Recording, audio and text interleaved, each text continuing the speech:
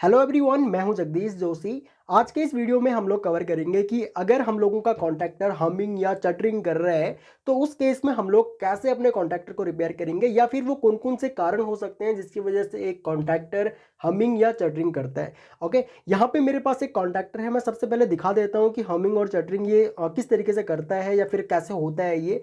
उसके बाद आप लोगों को एक आइडिया लग जाएगा। आपने इंडस्ट्री में काफ़ी टाइम देखा होगा कि हमारे कॉन्टैक्टर्स काफ़ी नॉइज़ करते हैं एक इलेक्ट्रिकल पैनल में। तो उनका कारण क्या होता है वो आगे चल के आप लोगों को जानने को मिलेगा। अभी आप लोग इस कॉन्टैक्टर को देखना।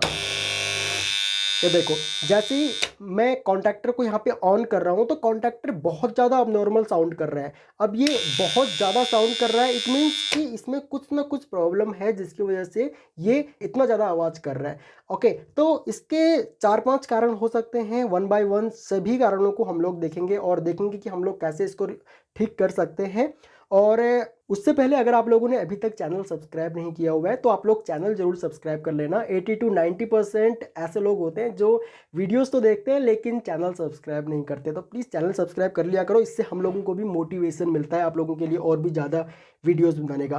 तो यहाँ पे देखो, कॉन्टैक्टर्स में जब हमिंग या चटरिंग की आवाज़ होती है या फिर चटरिंग करता है हम लोगों का कॉन्टैक्टर, तो इसके 4-5 कारण हो सकते हैं।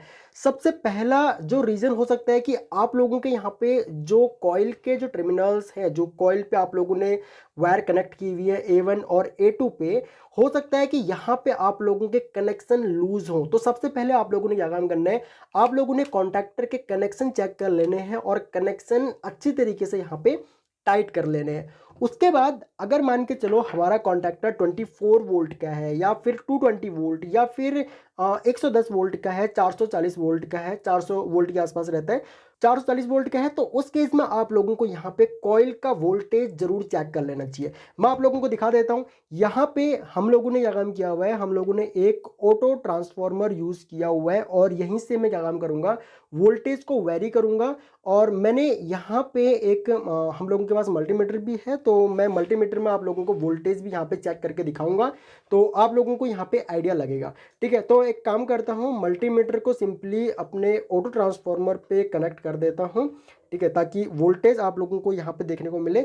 चाहे फिर कॉइल का वोल्टेज यहाँ पे चेक करो या वहाँ पे चेक करो, बात एक ही है। आप लोग कॉइल का वोल्टेज यहाँ पे चेक करना। A1 और A2 इन दोनों ही टर्मिनल्स पे आप लोग कॉइल का वोल्टेज चेक करना। अब देखो यहाँ पे हम लोगों का अभी जो वोल्टेज है वो अगर आप लोग देखोगे तो 231 वोल्ट के आसपास आ रहा है। अब मैं अगर इस ब्रेकर को यहाँ पे ऑन करूँगा तो हम लोगों का कॉन्टैक्टर जो ऑन होगा तो वो 231 वोल्ट से होगा। और मैन्युफैक्चरर कहता है कि 220 वोल्ट से 230 वोल्ट के आसपास ये जो कॉइल है इसको आप लोग दे सकते हो। अगर वोल्टेज आप यहाँ पे बहुत ज़्यादा कम आ रहा है, मान के चलो पीछे से आपका कुछ कहीं पे वोल्टेज ब्रेक हो रहा है आप लोगों का, कहीं पे कोई वायर ब्रेक हो रही है, वोल्टेज कम आ रहा है आप लोगों का, तो उस केस में भी हमारा कॉन्टैक्टर हमिंग या चटरिंग करता है। अब देखो यहाँ पे ये वॉइस कर रहा है। अब मैं वोल्टेज जैसे जैसे कम करता चला जाऊंगा तो इसका आवाज़ बहुत ज़्यादा बढ़ जाएगा। आप मल्टीमीटर में यहाँ पे वोल्टेज चेक करो।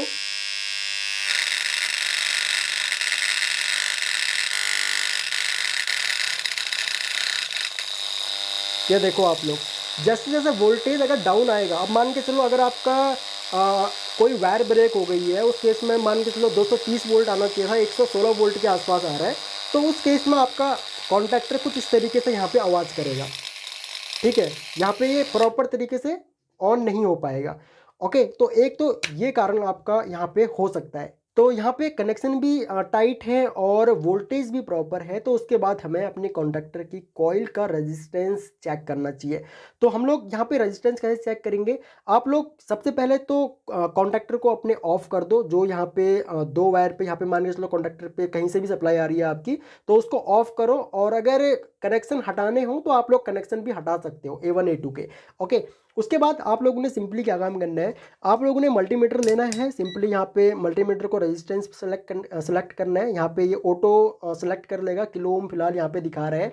ठीक है, तो अभी हम लोगों को यहाँ पे क्या काम करना है, अपने कॉन्टैक्टर के A1 और A2, यहाँ पे देखो ये हम लोगों का A2 है और ये हम लोगों का A1 वाला टर्मिनल है और A2 वाला टर्मिनल हम लोगों का यहाँ पर भी है। तो मैं एक काम करता हूँ, मैं यहाँ पे A1 और A2 पे यहाँ पे इस तरीके से मैं प्रोब को लगाता हूँ तो यहाँ पे रेजिस्टेंस देखो लगभग 434 ओम के आसपास आ रहा है। ये पॉइंट के बाद 434 जो है ये 434 ओम के आसपास हम लोगों का यहाँ पे रेजिस्टेंस शो कर रहा है कॉइल का।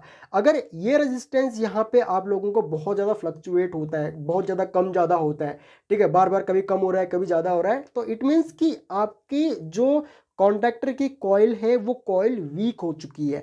जैसे हम लोग अपने इंडक्शन मोटर में चेक करते हैं, इंडक्शन मोटर में जब हम लोग मोटर को चेक कर रहे होते हैं, उसकी कॉइल का रेजिस्टेंस जब हम लोग चेक कर रहे होते हैं, तो कई बार क्या होता है कि कॉइल बहुत ज़्यादा हीट होने की वजह से कॉइल का जो इंसुलेशन है वो वीक हो जाता है। जैसे मोटर के केस में होता है, सेम कॉन्टैक्टर के केस में भी होता है। अगर आपका कॉन्टैक्टर बहुत ज़्यादा पुराना हो चुका है तो उस केस में हो सकता है कि इसका रेजिस्टेंस वीक हो गया हो, इसके कॉइल का रेजिस्टेंस वीक हो गया हो।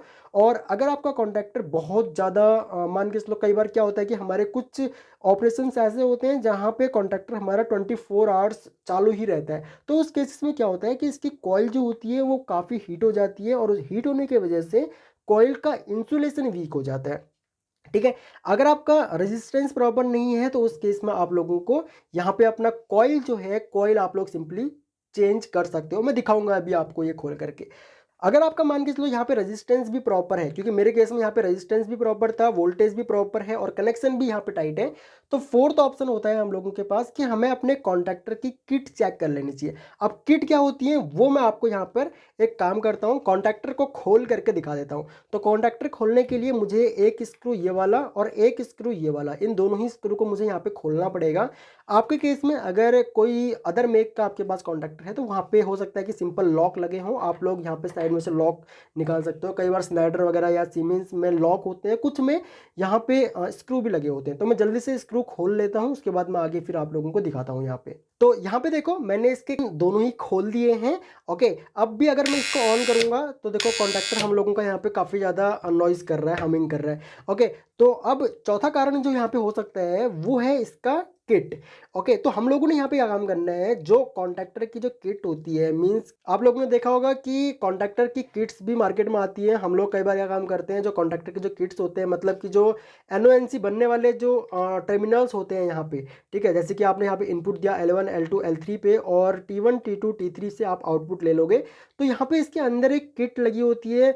तो जो एनओएनसी बनाते हैं, ठीक है, जैसे कॉन्टैक्टर आपका ऑन होगा तो आपको यहाँ से T1 T2 T3 से आपका आउटपुट मिल जाएगा।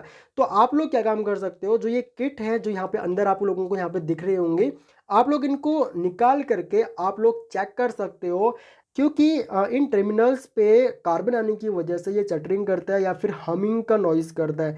ओके, बहुत ज़्यादा हमिंग करता है, तो उस केस में आप लोग इसके जो टर्मिनल्स हैं इनको आप लोग चेक कर सकते हो। अगर कोई कार्बन वगैरह आ रहा है तो क्लीन कर सकते हो, क्लीन करने से भी अगर नहीं होता है तो फिर आपको ये चेंज करने पड़ेंगे। आप लोगों ने देखा होगा हर एक मैन्युफैक्चरर का एक कॉन्टैक्टर की किट भी आती है। अगर वो कॉन्टैक्टर सेल कर रहे हैं तो कॉन्टैक्टर के साथ में वो किट और उसकी कॉइल भी सेल करते हैं। तो आप लोग अपने डिस्ट्रीब्यूटर को कांटेक्ट कर सकते हो, अपने कॉन्टैक्टर का मॉडल नंबर दे करके आप लोग उसकी कॉन्टैक्टर की किट ले सकते हो और किट आप लोग चेंज कर सकते हो। कई बार हम लोग अपने कॉन्टैक्टर की रेटिंग से ज़्यादा अगर उस पर लोड डाल देते हैं तो उस केस में भी इसके जो टर्मिनल्स होते हैं आपस में चिपक जाते हैं कई बार, और वो स्पार्क करने लगते हैं। तो कई बार उस केस में भी ये काफ़ी चटरिंग और हमिंग का नॉइज़ करता है। तो फोर्थ कारण ये हो सकता है। उसके बाद अगर मान के चलो ये सब कुछ भी सही है, तो मेरे केस में तो यहाँ पे कॉन्टैक्टर नया है तो ये कारण यहाँ पे नहीं हो सकता। तो अब जो आखिरी जो कारण होगा वो यहाँ पे हम लोगों ने क्या काम करना है, जो हमारे कॉन्टैक्टर का जो कोर है हमें इस कोर को अच्छी तरीके से क्लीन कर लेना है। कई बार क्या होता है कि हमारे इलेक्ट्रिकल पैनल में बहुत ज़्यादा डस्ट रहता है। अगर इलेक्ट्रिकल पैनल आप लोगों का पूरी तरीके से बंद नहीं है, पूरी तरीके से क्लोज नहीं है, अगर मान के चलो कहीं से भी ओपन वगैरह है, बहुत ज़्यादा डस्ट वगैरह रहता है इलेक्ट्रिकल पैनल में, या फिर बहुत ज़्यादा मॉइस्चर रहता है ऑयल वगैरह का या फिर किसी अदर केमिकल का आपके इलेक्ट्रिकल पैनल में, तो उस केस में क्या होता है कि कॉन्टैक्टर के यहाँ पे कोर पे अंदर डस्ट आ जाता है और यहाँ पे डस्ट लग जाता है। तो डस्ट आने की वजह से भी कॉन्टैक्टर हमारा हमिंग का आवाज़ करता है यहाँ पे। ठीक है, तो ये जो मैं कॉइल की बात कर रहा था आप लोगों से, कॉइल यहाँ पे है, मैं आपको निकाल करके यहाँ पे दिखा देता हूँ। ये इसकी कॉइल है। अगर आप लोग किसी भी मैन्युफैक्चरर का कॉन्टैक्टर यूज़ कर रहे हो तो उसके साथ में आप लोगों को यहाँ पे कॉइल भी मिलेगी। आप लोग अगर मान के चलो जो ये कॉइल है, कॉइल का इंसुलेशन वीक हो जाता है तो आप लोग इसको चेंज भी करवा सकते हो। ठीक है, ये देखो यहाँ पे ये वाइंडिंग है, इस पे ये इंसुलेटेड वाइंडिंग होती है। तो अगर ये वीक हो जाती है तो आप लोग पूरा ही ये जो कॉइल है इसको आप लोग चेंज कर सकते हो। ठीक है, उसके बाद एक और कोर यहाँ पे होती है, तो आप लोगों ने इस कोर को भी यहाँ पे चेक कर लेना है। और अगर ये भी अगर मान लो गंदा है या फिर कुछ यहाँ पे डस्ट वगैरह आ चुका है तो आप लोगों को ये भी क्लीन करना है। तो मेरे केस में जो ये कॉन्ट्रैक्टर हमिंग या फिर यहाँ पे काफ़ी ज़्यादा नॉइज़ कर रहा था, वो क्यों कर रहा था? वो इसलिए कर रहा था क्योंकि मैंने एक छोटा सा पेपर मैंने यहाँ पे लगा दिया था। ठीक है, यहाँ पे देखो ये पेपर है भी यहाँ पे।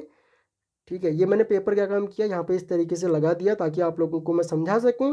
तो इतना सा छोटा सा पेपर का टुकड़ा यहाँ पे रखने से भी हमारा कॉन्ट्रैक्टर इतनी गंदी तरीके से यहाँ पे हमिंग कर रहा था, इतनी गंदी नॉइज़ यहाँ पे निकाल रहा था। ओके, तो आई होप कि आप लोग यहाँ पे समझ चुके होंगे कि कैसे एक कॉन्ट्रैक्टर में अगर हमिंग या चटरिंग का ये अगर यहाँ पे नॉइज़ करता है, आवाज़ करता है कॉन्ट्रैक्टर आपका बहुत ज़्यादा, तो आप लोगों ने किस तरीके से अपने कॉन्ट्रैक्टर को चेक करना है। अब मैंने ये पेपर का टुकड़ा यहाँ से निकाल दिया। अब देखो मैं वापस से इस कॉन्टैक्टर को सेम इसी तरीके से यहाँ पे लगा देता हूँ। उसके बाद मैं इसको आपको ऑन करके दिखाऊंगा, फिर आप लोग देखना। ये यहाँ पे मैंने लगा दिया इसको, अब देखो। ठीक है, कोई आवाज़ नहीं है अब कॉन्टैक्टर के अंदर। ठीक है, कॉन्टैक्टर हमारा सिंपली यहाँ पे ऑन हो रहा है और यहाँ पे ऑफ करने पे ऑफ हो रहा है। ओके, तो ये कारण होते हैं कॉन्ट्रैक्टर के हमिंग या चटरिंग करने के। अगर मान के चलो यहाँ पे जो एक मान लो लॉक जो होंगे कॉन्ट्रैक्टर के या फिर स्क्रू जो लगे होंगे, अगर वो लूज हो गए तो उस केस में भी आपका कॉन्ट्रैक्टर जो है वो दिक्कत करेगा। ओके, तो ये 5 कारण हो सकते हैं आपके कॉन्ट्रैक्टर में हमिंग या चटरिंग करने का। आई होप कि आप लोगों को समझ में आया होगा। बाकी अगर आप लोगों का इस टॉपिक से रिलेटेड कोई भी डाउट हो तो आप लोग वीडियो के नीचे कॉमेंट कर सकते हो। मुझे काफ़ी अच्छा लगता है जब आप लोग अपना फीडबैक देते हो, तो प्लीज़ आप अपना फीडबैक ज़रूर दिया कीजिए, क्योंकि हम लोग काफ़ी मोटिवेट होते हैं आप लोगों के कमेंट्स पढ़ के, और हम लोगों को मोटिवेशन मिलता है आप लोगों के लिए और भी ज़्यादा लेक्चर्स बनाने का।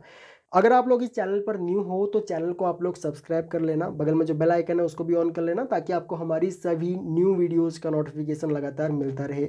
So thanks for watching guys, मिलते हैं अपने नेक्स्ट वीडियो लेक्चर में।